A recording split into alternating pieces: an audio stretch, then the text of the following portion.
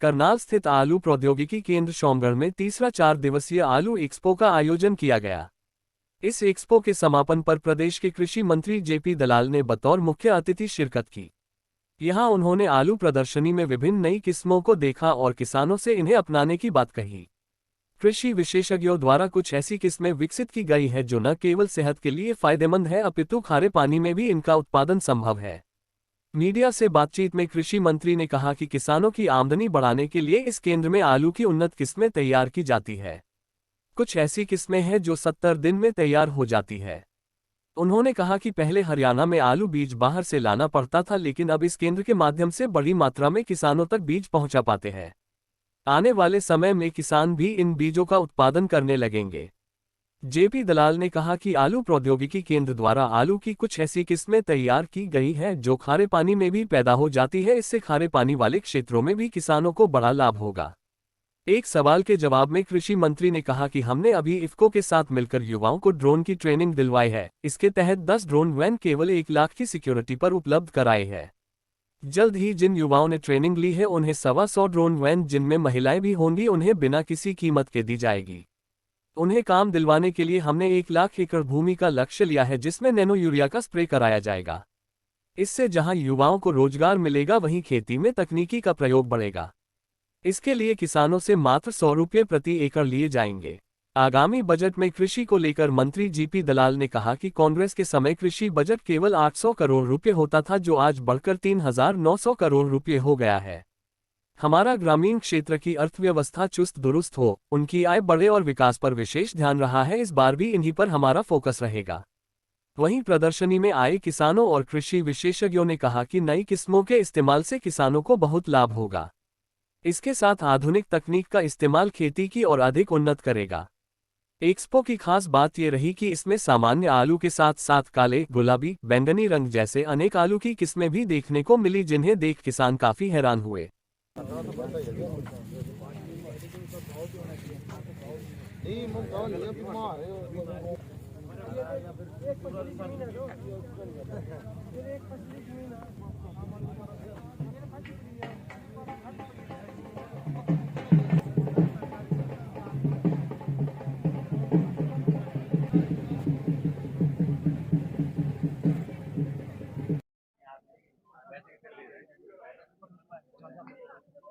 एक लाख के कितने अभी तो निकाल के दे, अभी तो छुट्टा है बंदा। देखो फार्म के लिए मंगवाया है जिसका ये बड़ा साहब कोई नहीं भेजेगा।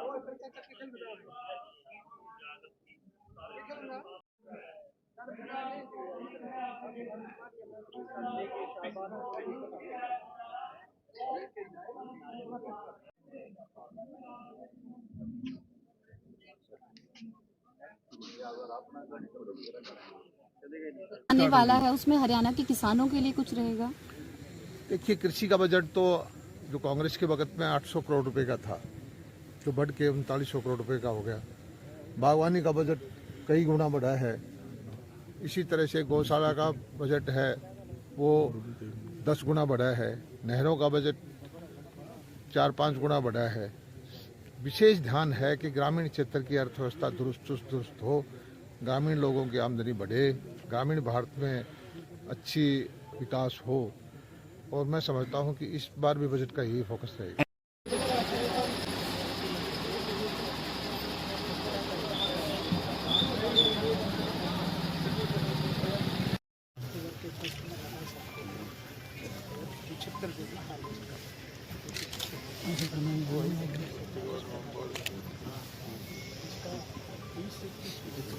प्राइस ज़्यादा है मार्केट में, जो बाकी वैरायटी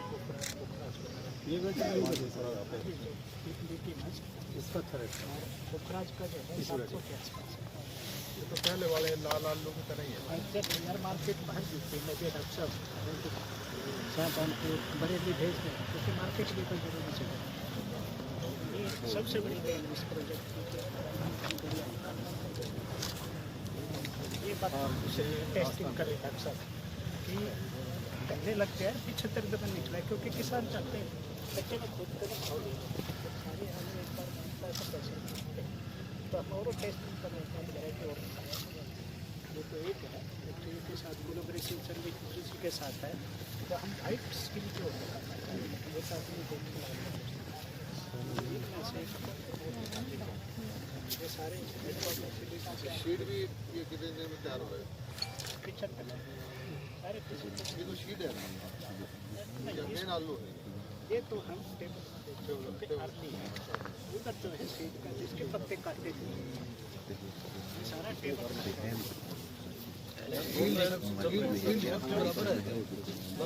फर्क है सर, वैरायटी ऑफ इसकी डॉक्टर साहब आपकी जो है किसान की भाषा में देखो तो 3 से इन लाल और वाइट में वैसे कोई फर्क तो नहीं हुआ टेस्ट में? टेस्ट में कोई फर्क नहीं, अपने पहले लालिमा वगैरह सिंदूरी वगैरह सारी लाल पे बहुत बढ़िया है, लेकिन लोगों की लाइकिंग पर है, सारा नॉर्थ ईस्ट है लाल खाता, बिहार लाल खाता, हमारे नॉर्थ में तो वाइट को अब तो ये चल पड़ा। अब ये वैरायटी थोड़ा सा हो गया, उनको लगा कि कुफरी बाहर की उदय वैरायटी आपने देखी ना, तो रेट ज़्यादा मिल रहा है। हाँ इसको विदेशी समझ के खा रहे हैं। देखो ना सक्सेसफुल होगा सर, उसके बाद उसको फिर हम यहाँ पे उस प्रोसेस में रिलीज प्रोसेस में डालेंगे। 57 लाए थे, रिजेक्ट करके 21 बचे, इसमें से रिजेक्ट करेंगे क्योंकि यील्ड थोड़ी सी कम है, 5% कम है। ये ज़्यादा बढ़ जाएगा इसमें क्या विदेश की अपना नकल मारने का कमजोर सब्सिडी हो जाएगा। हाँ जी, वो उसका कंप्रेसर है, कंप्रेसर हाँ मिक्सिंग होती है, ये सेंसर लगे हुए सर ऑटोमेटिक।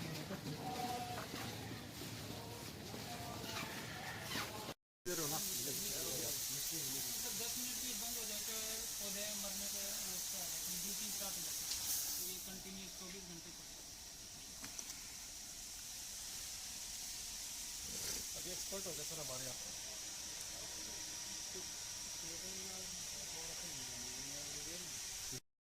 सर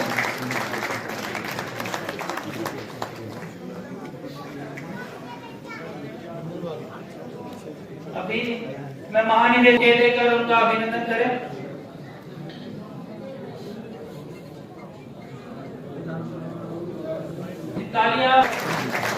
तालियों में उत्साह की कमी नहीं दीजिए आपकी।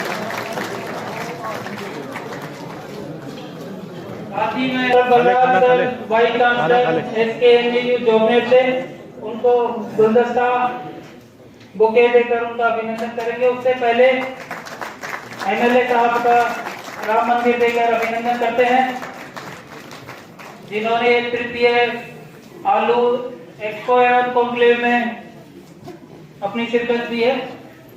रिक्वेस्ट करूंगा मैं DDH PTC सर से कि वो हमारे डॉक्टर बलराज को बुके देकर सम्मानित करें, उनका अभिनंदन करें। बहुत सराहनीय काम किया है सर ने। अभी मैं रिक्वेस्ट करूंगा DDH PTC को कि डॉक्टर रणदीप जो हमारे मैनेजिंग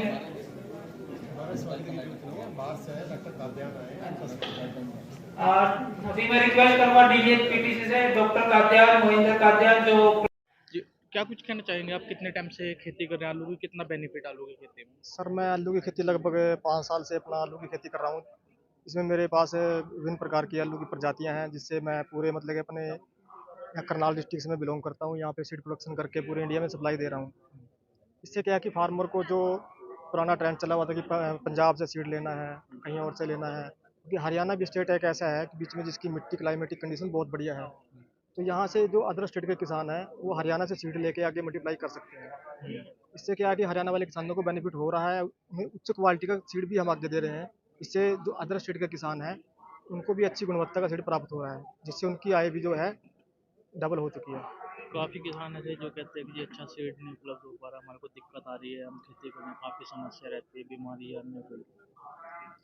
देखिए इसके लिए है कि आप जो सोर्स अच्छा है सीड का सोर्स, जैसे आलू प्रौद्योगिकी केंद्र श्यामगढ़ करनाल है, यहाँ से सीड लेके आगे मल्टीप्लाई कर सकते हैं, सर्टिफिकेशन में जा सकते हैं, फाउंडेशन ले सकते हैं, ब्रीडर ले सकते हैं, मिनी ट्यूबर ले सकते हैं। उसके अलावा इंटरनेशनल पोटैटो सेंटर यहाँ पे काम कर रहा है। इसमें क्या कि कुछ क्लोन्स ऐसे बढ़िया निकल के उनके आ रहे हैं, जैसे 7008 कुफरी उदय रिलीज़ हुआ है, कुफरी लीमा रिलीज़ हुआ है। इससे क्या है कि किसानों की आय बढ़ी है। क्योंकि एक तो कम दिन की वैरायटी है वो, 60 दिन में मतलब कि 200 पैकेट निकलना कच्ची खुदाई बेनिफिट है में। आलू की खेती करके? बिल्कुल सर, बिल्कुल बेनिफिट है। अगेती वैरायटी है उनकी, अगर आप लगा के अगेती नवंबर में निकाल रहे हो तो मार्केट में जो सबसे पहले आलू निकलेगा उससे बेनिफिट ज़्यादा होगा किसानों को, उससे रेट क्या है अच्छा मिलेगा। और किसान भाइयों को क्या कुछ कहना चाहेंगे? मैं किसान भाइयों को यही कहना चाहूँगा कि चाहे किसी भी स्टेट का फार्मर हो, अच्छी गुणवत्ता का सीड हरियाणा वाले फार्मर से ले। हरियाणा में बहुत फार्मर ऐसे ग्रोवर्स हैं जो अच्छी गुणवत्ता का सीड प्राप्त मैंने उगा रहे हैं और आगे दूसरे स्टेट को सप्लाई दे रहे हैं। आपका नाम? मेरा नाम बलविंदर सिंह, मैं करनाल हरियाणा से, बागड़ी पोटैटो फार्म से। क्या कुछ कहना चाहेंगे? आप आलू की खेती कर रहे हैं, कितना बेनिफिट आलू की खेती में? देखो किसान जो भी है, अगर समय एग्रेसिव किसान है, अगर अच्छी खेती करना चाह रहा है तो बेनिफिट तो बहुत है। लेकिन कुछ चीज़ ऐसी हैं कि किसानों को मार्केट में रेट नहीं मिल पाता है किसी भी चीज़ का। आलू का जैसे मंदा चल रहा है, इस बार वो काफ़ी मंदा चल रहा है, मतलब जितनी लागत है वो भी हमारी नहीं निकल पा रही है। लेकिन कुछ जैसे प्रोसेसिंग वेराइटियाँ हैं हमारी, उनमें रेट हमें अच्छे मिल जाते हैं। जैसे कि फ्राई सोना हो गया, चिप सोना हो गया, और चिप सोना 3 हो गया, और अपना ये फ्राई ओम हो गया। फ्राई ओम का मैंने जैसे लाइसेंस ले रखा है, इसकी इतनी डिमांड है अभी बहुत ज़्यादा। अगर ये किसान भाई अगर प्रोसेसिंग थोड़ा टेबल पोटैटो को छोड़ के प्रोसेसिंग वैरायटी पे अगर ध्यान देता है तो उसमें काफ़ी अच्छा बेनिफिट किसान को हो सकता है। आलू की खेती में कितना बेनिफिट? आलू की खेती में बेनिफिट तो बहुत है अगर किसान समझ से करना चाहे। मेरा मानना सिर्फ यही है, ज़्यादा हाइब्रिड वैरायटियों की तरफ ना चले और एक प्रोसेसिंग वैरायटियों की तरफ ज़्यादा ध्यान दें, क्योंकि जो ज़्यादा उत्पादन वैरायटी के पीछे भगता है किसान तो उसमें पैदा तो ले लेता है लेकिन उसकी मार्केट वैल्यू उसको मिल नहीं पाती है। इस चक्कर में किसान थोड़ा सा पीछे चला जाता है। कौन कौन सी वैरायटी आपने लगाई है? मेरे पास तो काफ़ी वैरायटियाँ हैं, जैसे कि मेरे पास कुफरी फ्राइयोम है, चिप्सोना 1 है, चिप्सोना 3 है, 3797 है, सूर्या है, संगम है, और फ्राई सोना है। ये वैरायटी मेरे पास लगी हुई बीमारियों है। की समस्या भी रहती है काफी वैरायटी? हाँ जी, बीमारी की समस्या? बीमारियां तो एफिड से बचाना हमें इसको होता है, और जो किसान भाई जैसे अभी झुलसा का रोग चल रहा है तो हमें टाइम टाइम से स्प्रे वगैरह इस पर करते रहनी चाहिए। मैं तो अपने खेत को फील्ड में 45 दिन बाद एक प्रोडक्ट कराता हूँ प्लूटोन के साथ, जो क्रिस्टल कंपनी का प्रोडक्ट है। उसमें अगर हम किसान भाई उसको लगाएंगे, हालांकि कॉस्टली तो आता है, लेकिन अगर एक बार किसान ने उसको लगा लिया प्लूटोन को तो 15 दिन आराम से उसमें ब्लाइट नहीं आ सकती, और हमारा फंगिसाइड बहुत अच्छा है। बेनिफिट आलू की खेती में काफी? बेनिफिट तो सर है ही है। अगर बेनिफिट तो किसान का इतना है, अगर देखो जो आदमी अगर गन्ने का किसान से अगर आप पूछोगे तो गन्ने के बारे में बताएगा, अगर मैं आलू का हूँ तो मुझे आलू के बारे में बेनिफिट बता सकता हूँ। पर्टिकुलर एक 3 महीने की क्रॉप है, 3 महीने की क्रॉप में अगर हम अच्छा प्रोसेसिंग वैरायटी अगर हम लगा रहे हैं तो हमें आराम से अच्छे खासा 20,000 25,000 प्रति बीघा हमें बच जाता है। आपका नाम? मेरा नाम राहुल चौधरी, काव्या ग्रुप। यहाँ पर जो आलू प्रौद्योगिकी सेंटर है शामगढ़ में, इसमें 4 दिन का किसानों का मेला था। सारे देश के उत्कृष्ट कृषि वैज्ञानिक इसमें आए और नई नई तकनीकी, नए नए बीज, कौन सी वैरायटी हमारे देश के लिए कामयाब हो सकती है उसका प्रदर्शन कर रहे हैं। और अंतर्राष्ट्रीय वैज्ञानिक भी हमारे साथ हैं। और इसे हरियाणा का एक उत्कृष्ट केंद्र है जिसके अंदर बीज का अलग अलग वैरायटी करके रिलीज करते हैं। किसानों को इससे बड़ा फ़ायदा हो रहा है। किसान यहाँ से बीज ले जा करके आगे बीज बना करके बेचते हैं, और ये अलग अलग वैरायटी जो यहाँ हमारे देश में कामयाब हो सकती हैं उनका प्रदर्शन यहाँ पर होता है।